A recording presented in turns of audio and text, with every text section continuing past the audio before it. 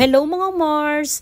Pagkatapos ng maraming luto sa araw ng linggo, ito naman yung ganap namin nung araw ng Lunes. Alam nyo yung pakiramdam na hindi ka pa nakaka-recover sa pagod ng buong araw ng linggo ng pagtitinda namin ni Mister, ay ito na naman yung araw ng Lunes. Trabaho ulit. Hindi naman sa ako ay nagrereklamo, kinikwento ko lang sa inyo yung mga ganap at pangyayari sa ganitong klase ng hanap buhay. Sa totoo lang, yung ganitong klase ng hanap buhay ay napakaganda po talaga. Ang sabi ko nga sa mga nauna kong video na bukod sa kumikita ka na ay nakakalibre ka pa ng pagkain sa araw-araw. Kung ikukumpara mo yung kinikita mo bilang isang empleyado, ay hindi ko ipagpapalit yung kinikita namin ni Mister dito sa aming tindahan. Kahit puyat, nakakapagod at wala kang tigil sa pagtatrabaho, ay sulit naman lahat ng hirap at pagod mo pati puyat. Pero hindi sa lahat ng araw ay pare-parehas yung kinikita mo. Kasi nga merong araw talaga na matumal. Pero ewan ko lang sa iba, kasi ako,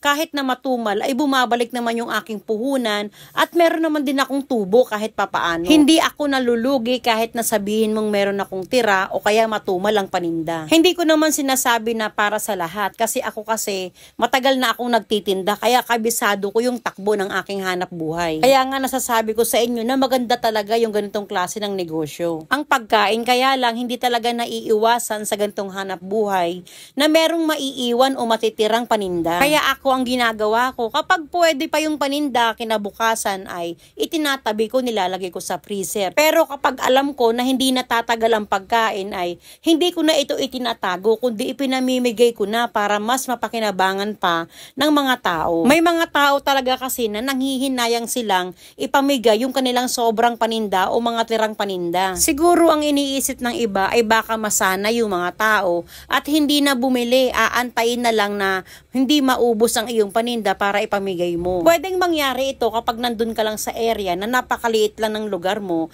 at kilala mo lang yung mga bumibili sa'yo. Ang kagandahan lang kasi dito sa may area ko ay hindi lang ako umaasa doon sa mga kakilala ko na bibili sa akin, kundi mas inaasahan ko yung mga dumadayo at hindi taga rito sa lugar ko na bumibili at tumatangkilik ng aking mga paninda. At eto palagi yung ipinagpapasalamat ko sa Diyos na mas nakilala at dinarayo talaga ng mga customer tong aking tindahan dahil sa mura at masarap na pagkain. Kaya ang payo ko doon sa mga nagtitinda na nasa maliit lamang na area ay wag mong damihan yung panindang pagkain na lulutuin mo, dapat ay sakto lang. At maoobserbahan mo naman yan na lumalakas ang iyong paninda dahil kinukulang yung mga luto mo, kaya doon ka lang magdadagdag ng mga lulutuin mo para sa paninda. At dahil Lunes nga ito, kaya dumarating yung aking delivery ng tubig pati yung pansit canton. Yung pansit canton ay hindi ko na nabidyohan na isabit na ni Mister. Sa araw nga na ito nang matapos kong maluto lahat ng aking mga panindang pagkain, ito yung pinakaunang araw ng isang buong linggo, Lunes. Pero damang-dama ko pa yung pagod ko ng araw ng Biyernes, Sabado at Linggo. Kapag ganito na sunod-sunod na araw kami nagtitinda mga Mars, ay minsan pinakamahabang tulog na namin ay yung 5 oras hanggang 6 na oras.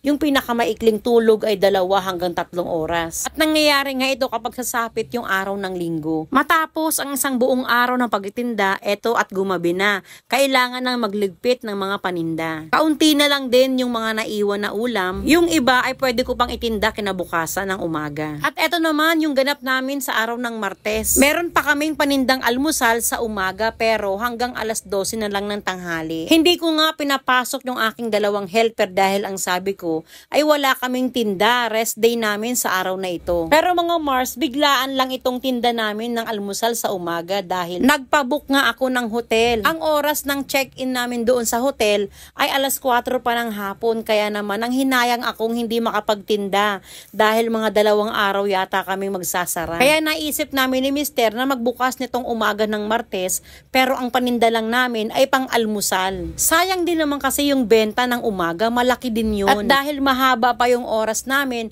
ay pwede pa talagang magtinda para hindi sayang ang benta. Kaya naman sa umagang ito, yung natirang ulam ko nung gabi ng Lunes, kalderetang manok at pork mechado ay niluto ko lang ulit at eto na nga, nakadisplay na siya dito sa aming almusal. At sa oras nga na ito ay pasara na itong aming kainan. Yun lang mga Mars, salamat sa panonood, follow for more, God bless!